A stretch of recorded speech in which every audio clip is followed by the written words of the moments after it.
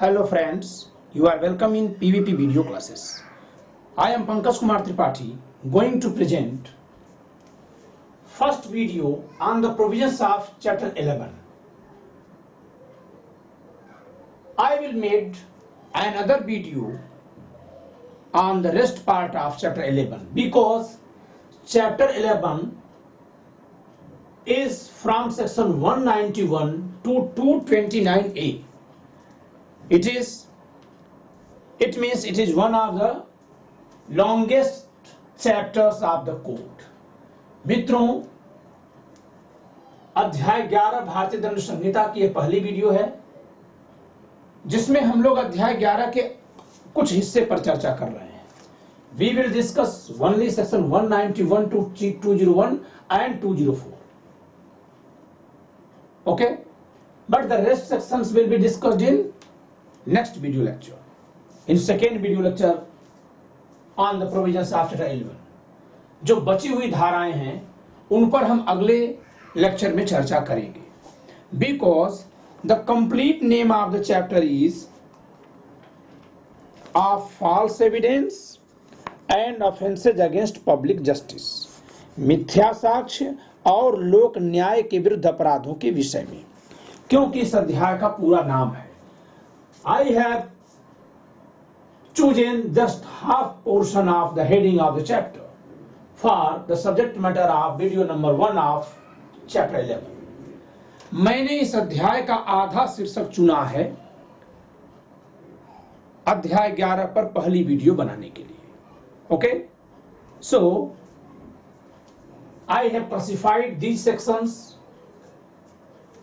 In first group I have classified those sections which provides just definitions but not punishments. Definitions: giving false evidence has been defined in section 191, while fabricating false evidence has been defined in section 192. मित्रों, प्रथम दो धाराएं सिर्फ परिभाषा हैं. मिथ्या साक्ष्य देना, झूठा साक्ष्य देना. फैब्रिकेटिंग फॉल्स एविडेंस, मिथ्या साक्ष्य गढ़ना, बनाना. ये दोनों क्रमशः धारा 191 और 192 में परिभाषित है. But both are equally punishable under these sections 193 to 195. Normally generally under 193, section 193, and for specific purposes 194 and 195. ये दो अपराध धारा 191 और 192 में जो परिभाषित हैं, इन दोनों को ही एक ही नाम से दंडित किया गया है, मिथ्या साक्ष्य के लिए दंड. Punishment for false evidence. It means for the purposes of punishment the both offences are called as false evidence. Giving false evidence and fabricating false evidence as defined under respectively section 191 and 192 are punishable on the name of false evidence, generally under section 193 and specifically under section 194 and 195. मित्रों, मिथ्या साक्ष्य देना और मिथ्या साक्ष्य गढ़ना ये दो परिभाषाएं हैं, लेकिन दोनों समान रूप से धारा 193 में सामान्यतः और 194 और 195 में विशेषतः दंडनीय है. Okay, after discussing this you should jump on it. Deemed false evidence.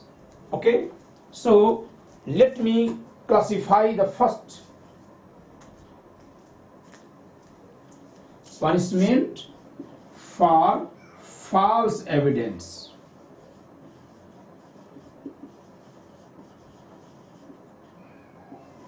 Okay, for false evidence. Here for deemed false evidence. Okay, so here either giving false evidence or fabricating false evidence are punishable under these sections. मिथ्या साक्ष्य देना या मिथ्या साक्ष्य गढ़ना धारा 193 से 195 में दंडनीय है. जबकि यहाँ either making of false evidence, making, not fabricating, making in what manner? Let us look at Bail Act section 197 and 199. Making false evidence. 197 197 issuing or signing false certificate to be used as evidence Whoever issues or signs any certificate required by law to be given or signed or relating to any fact of which such certificate is by law admissible in evidence, knowing or believing that such certificate is false in any material point, shall be punished in the same manner as if he gave false evidence. In same manner. If you read in Hindi, अगर आप हिंदी में पढ़ जा देखिएगा, जो कोई ऐसा प्रमाण पत्र जिसका दिया जाना या हस्ताक्षरित किया जाना विधि द्वारा अपेक्षित हो या जो किसी ऐसे तथ्य से संबंधित हो जिसका वैसा प्रमाण पत्र विधि द्वारा साक्ष्य में ग्राह्य हो, यह जानते हुए या विश्वास करते हुए कि वह किसी तात्विक बात के बारे में मिथ्या है, वैसा प्रमाण पत्र जारी करेगा या हस्ताक्षरित करेगा, वह उसी प्रकार दंडित किया जाएगा मानो यानी डिम्ड मानो उसने मिथ्या साक्ष्य दिया हो।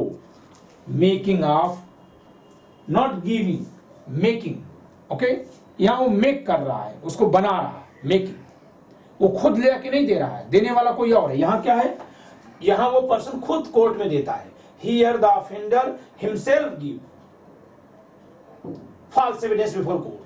Here he makes through signing, through issuing a certificate which he knows that and he knows that it would be used as evidence. So actually there is making of evidence, but the person would be punished as he has given false evidence.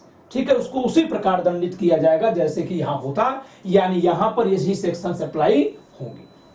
197 199 ऐसी घोषणा में जो साक्ष्य के रूप में भी द्वारा ली जा सके किया गया मिथ्या कथन, जो कोई अपने द्वारा की गई या हस्ताक्षरित किसी घोषणा में जिसको किसी तथ्य के साक्ष्य के रूप में लेने के लिए कोई न्यायालय लाइक सेक्शन 164 ऑफ सीआरपीसी या कोई लोक सेवक या अन्य व्यक्ति भी द्वारा अवध या प्राधिकृत हो, लाइक कमीशन इश्यू हुआ कोर्ट की तरफ से, उसमें कोई फॉल्स एविडेंस दे रहा है, कोई ऐसा कथन करेगा जो किसी ऐसी बात के संबंध में जो उस उद्देश्य के लिए तात्विक हो, मटेरियल हो, जिसके लिए वह घोषणा की जाए, उपयोग में लाई जाए, मिथ्या है और जिसके मिथ्या होने का उसे ज्ञान या विश्वास है या जिसके सत्य होने का उसे विश्वास नहीं है, वह उसी प्रकार दंडित किया जाएगा मानो उसने मिथ्या साक्ष्य दिया, मानो।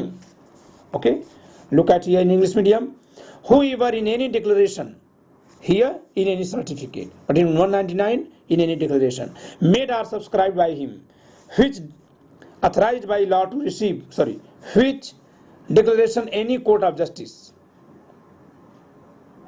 or any public servant or other person is bound for or authorized by law to receive as evidence of any fact, makes any statement which is false and which he either knows or believes to be false or does not believe to be true, touching any point material to the object for which the declaration is made or used, shall be punished in the same manner. In the same manner means as provided in section 193, 194 or 195, the same manner. Okay, same manner as if he gave false evidence. If he gave false evidence, अगर वो झूठा साक्ष्य देता तो जिस प्रकार से दंड होता उसी प्रकार से दंडित यहाँ किया जाएगा. So these are, I have given heading as deemed false evidence because there is no punishment actually provided. The same punishment provided for giving false evidence would be applicable for these activities. ठीक है, यहाँ कोई दंड लिखा नहीं गया है, वही दंड होगा जो यहाँ लिखा हुआ है. Okay, just same use of false evidence. Okay, 196, 198 and 200. यहाँ क्या होगा? The second category deemed false evidence में 196 उस साक्ष्य को काम में लाना जिसका मिथ्या होना ज्ञात है.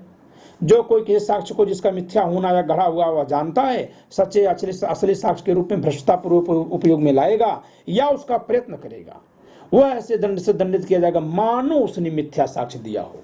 Okay, whoever corruptly uses or attempts to use, underline it, attempts to use as true or genuine evidence any evidence which he knows to be false or fabricated shall be punished in the same manner as he gave or fabricated false evidence. It means if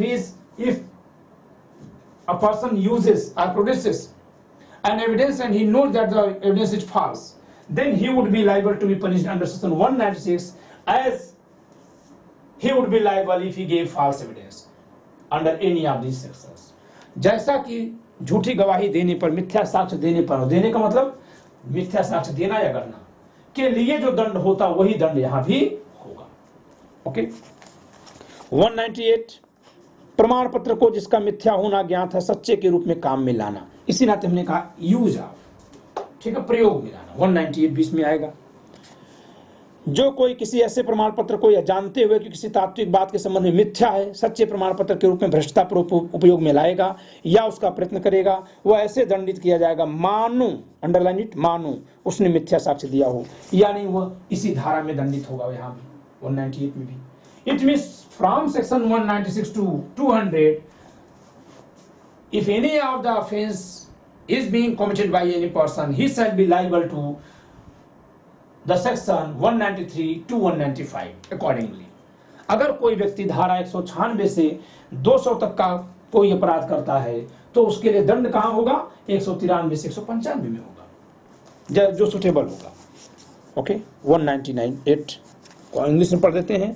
Whoever corruptly uses or attempts to use any such certificate as a true certificate, knowing the same to be false in any material point, shall be punished in the same manner as if he gave false evidence. And the last section is in this group, section 200. ऐसी घोषणा का मिथ्या जानते हुए सच्ची के रूप में काम में लाना।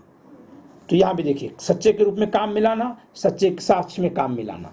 196, 198 and 200. So भाई I have classified these three sections in a group. Okay? इसी नाते मैंने इन तीन धाराओं को एक ग्रुप में रखा। क्यों? Because using evidence known to be false, using as true or certificate known to be false, using as true such declaration knowing it to be false. Whoever corruptly uses or attempts to use as true any such declaration knowing the same to be false in any material point shall be punished in the same manner as if he gave false evidence. Explanation: a declaration which is inadmissible merely upon the ground of some information is declaration within the meaning of section 199 and 200. क्या लिखा हुआ है? जो कोई ऐसी किसी घोषणा को यह जानते हुए कि वह किसी तात्विक बात के संबंध में मिथ्या है, जैसे मृत्युकालिक घोषणा, भ्रष्टता पूर्वक सच्ची के रूप में उपयोग में लाएगा, उपयोग में लाने का प्रयत्न करेगा, वो उसी प्रकार दंडित किया जाएगा मानो उसने मिथ्या साक्ष्य दिया हो। कोई घोषणा जो केवल किसी अप्ररूपिता के आधार पर अग्राह्य है, धारा 199 और 200 के अर्थ के अंतर्गत घोषणा है। Okay, declaration, declaration means any will, वसीयत, और dying declaration relevant under section 32 class 1 of Indian evidence act. Okay, so such kind of declaration if false and the person who uses that knows it very well that it is false, then he would be liable to be punished under section 200 as if he gave false evidence. Okay, जैसे कि वो झूठा साक्ष्य देता है उसी प्रकार से दंडित किया जाएगा। So I have described these sections from section 196 to 200. Okay, 5 sections of this class. मैंने इस ग्रुप से 5 धाराएं आपको बता दी, 196 से 200। अब हम इन दोनों धाराओं को देख लेते हैं थोड़ा सा। Threatening to give false evidence, किसी को झूठी साक्ष्य देने की धमकी देना, यह सन 2006 में अपराध जोड़ा गया है। This section has been added in 2006 195A। And destroying of evidence, okay, साक्ष्य मिटाना, नष्ट करना, इसकी हेडिंग एक्चुअली है causing disappearance of evidence of offence. Okay, झूठा साक्ष्य यानी साक्ष्य को हटा देना, मिटा देना, एक्चुअली इसकी हेडिंग ये है, ठीक है। बट आप देखेंगे सेक्शन 201 वेरी इंपॉर्टेंट है, बहुत यूज होता है, और सेम नेचर का है 204। वो क्या है? डिस्ट्रक्शन ऑफ डॉक्यूमेंट और electronic record to prevent its production as evidence. साक्ष्य के रूप में किसी दस्तावेज या इलेक्ट्रॉनिक अभिलेख का पेश किया जाना निवारित करने के लिए उसको नष्ट करना। तो इन दोनों धाराओं को मैंने एक ग्रुप में रखा, डिस्ट्रॉइंग ऑफ एविडेंस। मोस्टली आप देखिए जब भी कोई अपराध होता है बड़े अपराधों में तो 201 जरूर लगाया जाता है। जैसे मर्डर होगा, रेप होगा, तो उसमें कुछ ना कुछ एविडेंस जरूर मिटाया जाएगा। सो 201 जरूर लगाया जाता है, मोस्टली होता है, प्रैक्टिकल में होता है। Okay, so let us discuss these 3 sections, then I will discuss these. Okay, section 195A what has been inserted in 2006। ये 2006 में जोड़ा गया। क्या इसमें लिखा गया देख लेते हैं एक बार। And before going to describe the sections further, Okay, the restrictions. I would like to inform you that for the purposes of study of these sections, case laws are not important. ठीक है, इन धाराओं के अध्ययन के लिए निर्णय विधि जरूरी नहीं है. Okay, and even you should approach books to know the cases. Okay, फिर भी आप किताबों का अध्ययन करके केस समझ लीजिएगा. I will and I am. Okay, just describe the Baer Act provisions. ठीक है, मैं केवल बेयर एक्ट की व्याख्या कर रहा हूं या करूंगा. आप केस लॉ के लिए बुक को देखिएगा. हाँ, मेरा ये सजेशन है कि इन पॉइंट्स पे कोई केस लॉ इंपॉर्टेंट नहीं है, but not for practice purposes. For practice purposes there are number of laws, case laws. 195A, किसी व्यक्ति को मिथ्या साक्ष्य देने के लिए धमकाना या उत्प्रेरित करना. जो कोई किसी दूसरे व्यक्ति को उसके शरीर, ख्याति या संपत्ति को अथवा ऐसे व्यक्ति के शरीर, ख्याति या संपत्ति को जिससे वो व्यक्ति हितबद्ध है, यह कारित करने के आशय से कोई क्षति करने की धमकी देता है कि वह व्यक्ति मिथ्या साक्ष्य दे, तो वह दोनों में से किसी भांति के कारावास से, जिसकी वजह 7 वर्ष तक की हो सकेगी, या जुर्माने से दंडित या दोनों से दंडित किया जाएगा.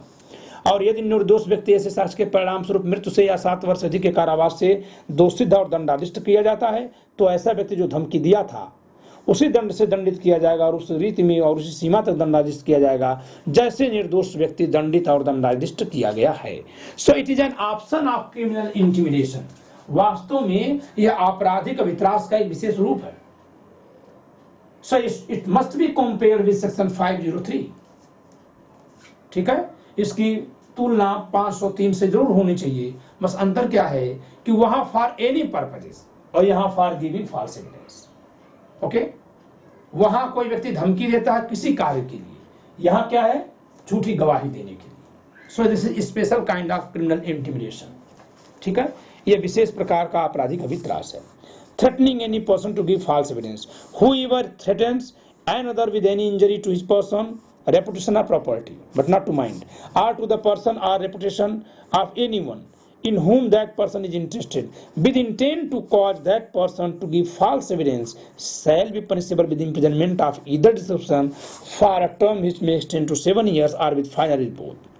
But if innocent person is convicted and sentenced in consequence of such false evidence with death or imprisonment for more than 7 years, the person who threatens shall be punished with the same punishment and sentenced in the same manner and to the same extent such innocent person is punished and sentenced.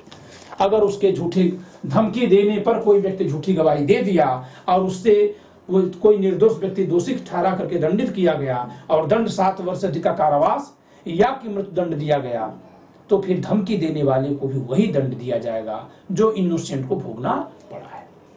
Okay, so it is an alternate of और special kind of criminal intimidation. यह आपराधिक अभित्रास का एक विशेष रूप है. So you must compare this definition with the definition of criminal intimidation provided in section 503.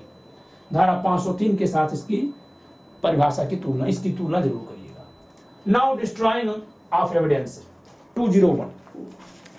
Actually, section 201 is common. It will be discussed in part 2 videos also. Video number 2 also.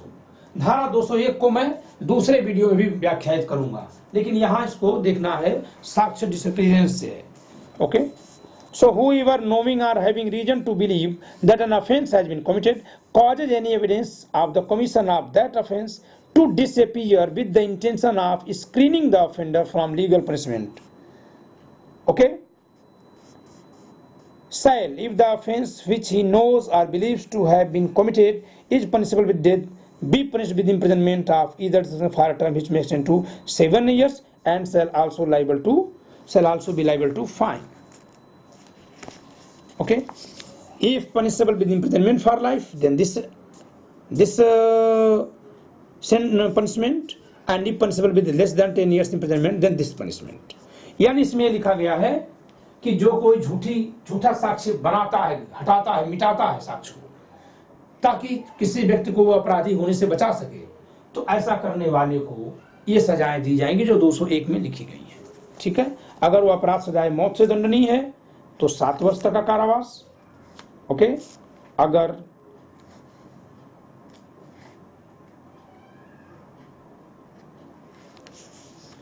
वह आजीवन कारावास से दंडनीय है तो 3 वर्ष तक का, और यदि 10 वर्ष से कम के कारावास से है तो एक चौथाई जितना भी हो उसका दंडित किया जाएगा।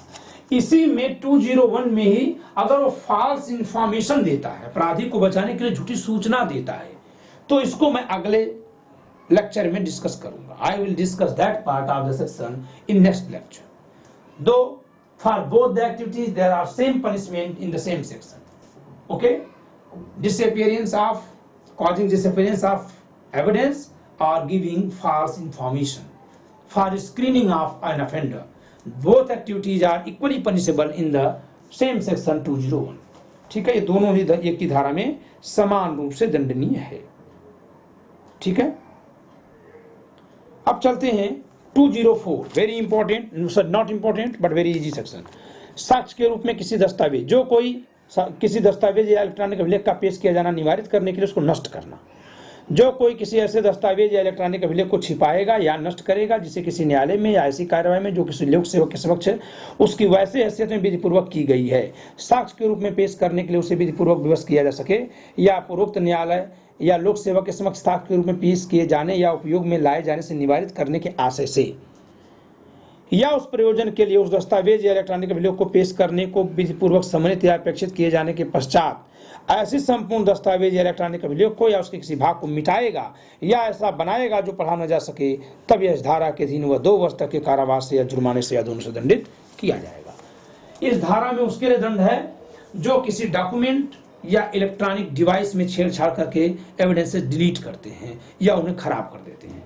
Okay,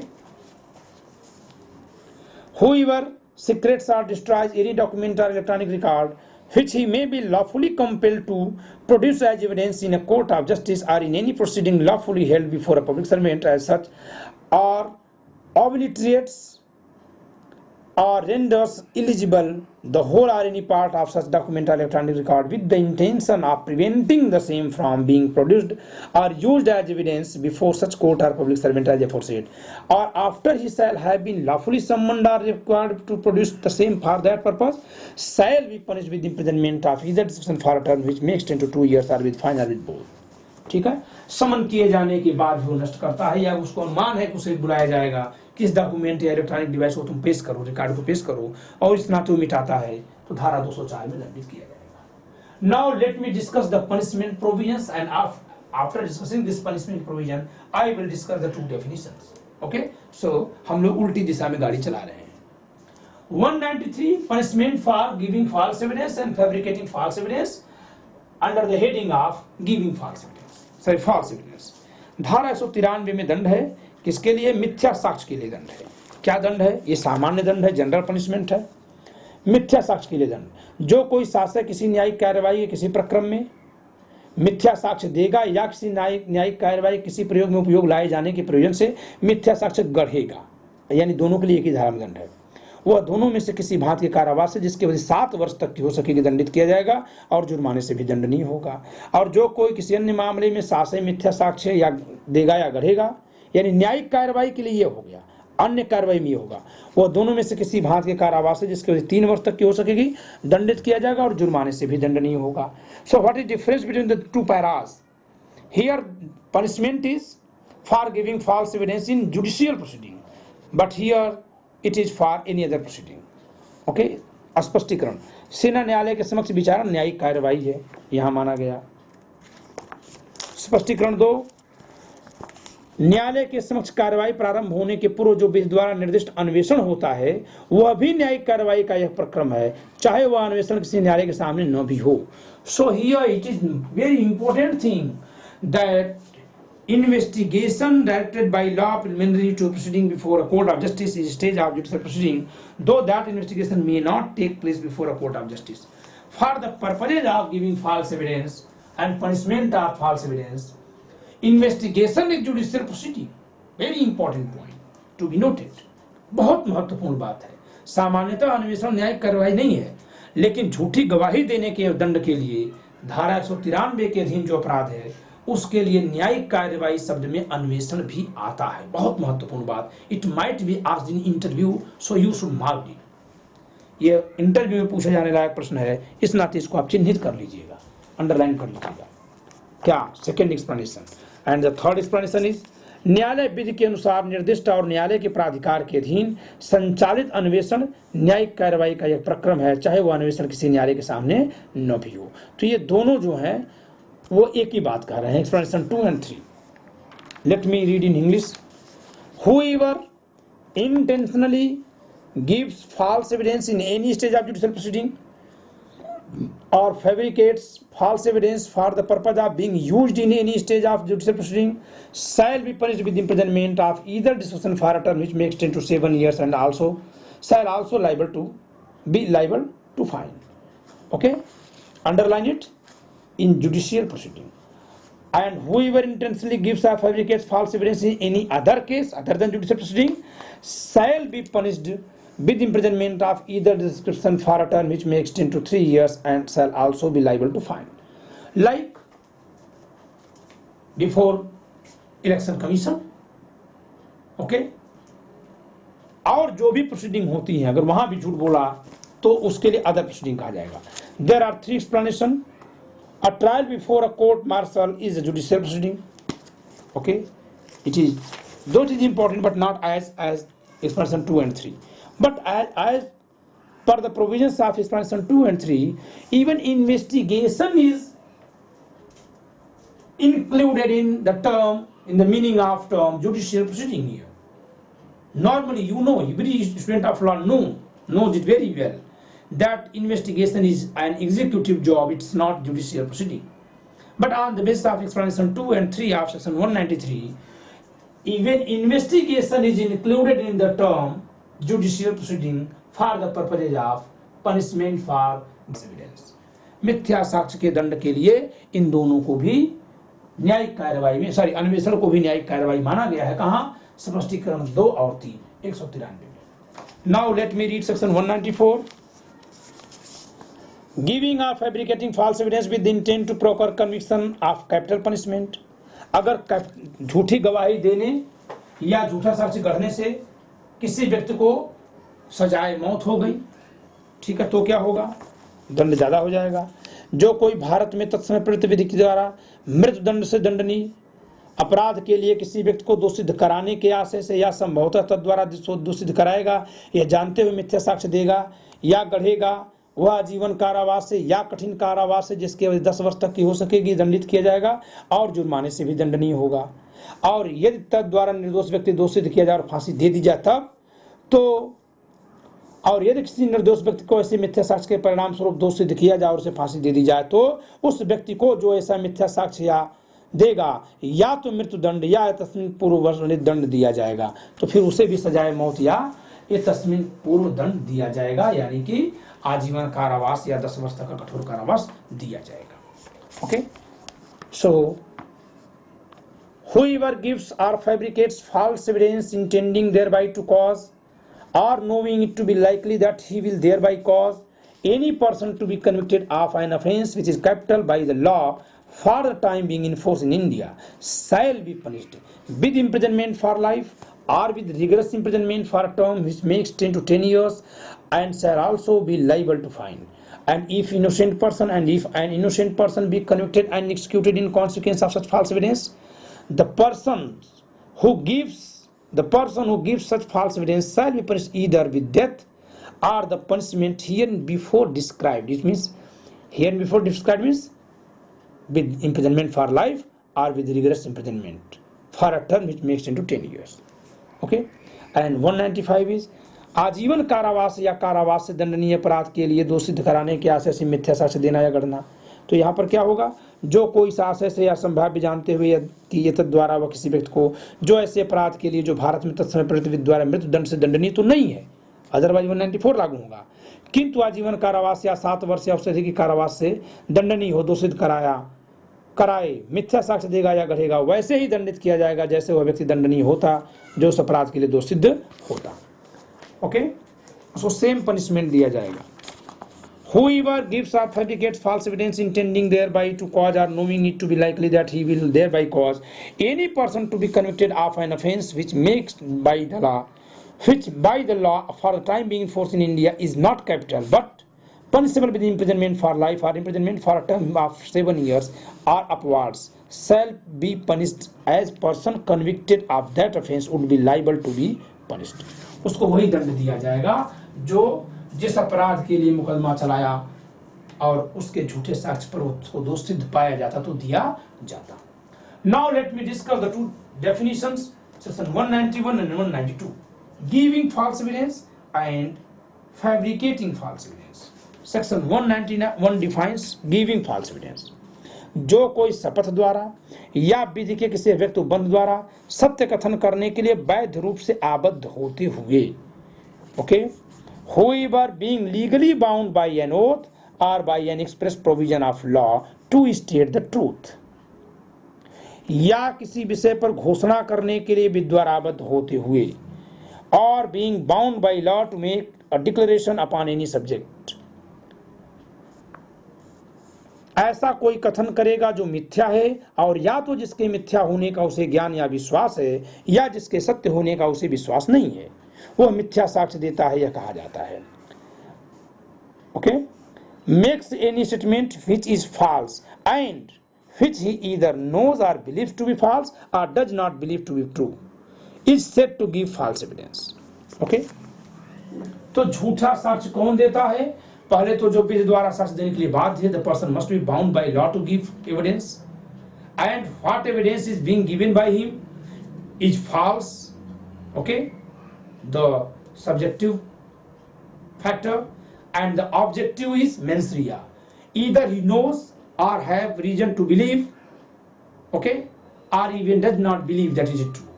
Either he knows that it is false or has reason to believe that it is false or he doesn't believe that it is true. So there are three alternate mens rea. Okay, तो मिथ्या साक्ष्य देता है कब कहा जाएगा? जबकि कोई व्यक्ति विधि द्वारा साक्ष्य देने के लिए बाध्य है, चाहे शपथ देने पर या अन्यथा, और तब वो क्या करता है? साक्ष्य के तौर पर कोई कथन या घोषणा करता है जो असत्य है, जो झूठी है, और जिसका झूठा होना या तो वह जानता है या जानने के विश्वास का कारण रखता है, या कि यानी झूठी है इसके विश्वास का कारण रखता है, या कम से कम वह यह नहीं मानता कि यह सत्य है, फिर भी उसने वह स्टेटमेंट दिया. कहां? जहां कि उसको साक्ष्य देने के लिए बाध्यता थी, तो माना जाएगा कि उसने मिथ्या साक्ष्य दिया है. एक्सटेंशन 1, कोई कथन चाहे वह मौखिक हो या अन्यथा किया गया हो इस धारा के अर्थ के अंतर्गत आता है. स्पष्टीकरण 2, अनुप्रमाणित करने वाले व्यक्ति के अपने विश्वास के बारे में मिथ्या कथन इस धारा के अर्थ के अंतर्गत आता है, और कोई व्यक्ति यह कहने से कि उस बात का विश्वास है जिस बात का उसे विश्वास नहीं है, तथा यह कहने से कि वह उस बात को जानता है जिस बात को नहीं जानता है, मिथ्या साक्ष्य देने का दोषी हो सकेगा. A statement is within the meaning of this section whether it is made verbally or otherwise. Okay, and a false statement as to the belief of the person attesting is within the meaning of this section, and a person may be guilty of giving false evidence by stating that he believes a thing which he does not believe, as well as by stating that he knows a thing which he doesn't know. ठीक है, जिस बात को सच में नहीं जानता है, अगर वो झूठ बोलता है कि वह जानता है, तो उसके लिए दोषी हो जाएगा.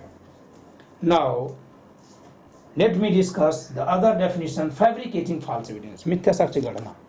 जो कोई इस आशय से किसी परिस्थिति को अस्तित्व में लाता है या किसी पुस्तक या अभिलेख या इलेक्ट्रॉनिक अभिलेख में कोई मिथ्या प्रविष्टि करता है, यानी झूठी बात दर्ज करता है, या मिथ्या कथन अंतर्विष्ट रखने वाली कोई दस्तावेज या इलेक्ट्रॉनिक अभिलेख रचता है, बनाता है, कि ऐसी परिस्थिति मिथ्या प्रविष्टि या मिथ्या कथन न्यायिक कार्यवाही में या किसी ऐसी कार्यवाही में जो लोक सेवक के समक्ष के नाते उसके नाते या मध्यस्थ के समक्ष विधि द्वारा की जाती है, साक्ष्य में दर्शित हो, और कि इस प्रकार साक्ष्य में दर्शित होने पर ऐसी परिस्थिति मिथ्या प्रविष्टि या मिथ्या कथन के कारण कोई व्यक्ति जिसे ऐसी कार्यवाही में साक्ष्य के आधार पर राय कायम करनी है, ऐसी कार्यवाही के परिणाम के लिए तात्विक किसी बात के संबंध में गलत राय बनाए, यानी न्यायालय, मध्यस्थ या वह लोक सेवक उसकी वजह से गलत राय बना ले, वह मिथ्या साक्ष्य गढ़ता है, यह कहा जाता है. Whoever causes any circumstances to exist or makes any false entry in any book or record or electronic record or makes any document or electronic record containing a false statement, intending that, the mens rea part, intending that such circumstances, false entry or false statement may appear in evidence in a judicial proceeding or in a proceeding taken by a law before a public servant as such or before an arbitrator. And that such circumstances, false entry or false statement so appearing in the evidence may cause any person means to the judge, to the public servant or to the arbitrator. So may cause any person who in such proceeding is to form an opinion upon the evidence to entertain an erroneous opinion touching any point material to the result of such proceeding is said to fabricate false evidence.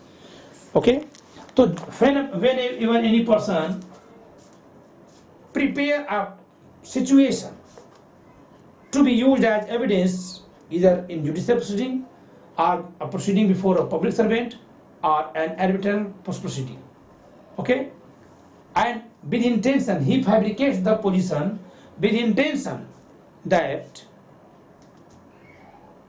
on the basis of that fabricated evidence, the person who has to make his opinion would make a false opinion, an erroneous opinion. वो गलत एक झूठी एक राय बना लेगा, इस नाते कर रहा है। यानी झूठा सच करना क्या है? या तो कोई झूठी परिस्थिति रचना, या कोई झूठी एंट्री करना, या कोई पूरी झूठी दस्तावेज लिखना। किस आशय से? इस आशय से कि जब कभी साक्ष्य के रूप में वह दिया जाए तो जिस न्यायालय, लोक सेवक या मध्यस्थक को उसके पर राय बनानी है वह कोई गलत राय बना ले, वो सही राय पर न पहुंचे। Okay, so we have discussed all the sections, okay, from section 191 to 201 and 204. Okay, we will further discuss 201 in another video also because it is common nature. Okay, so enjoy the lecture. Bye.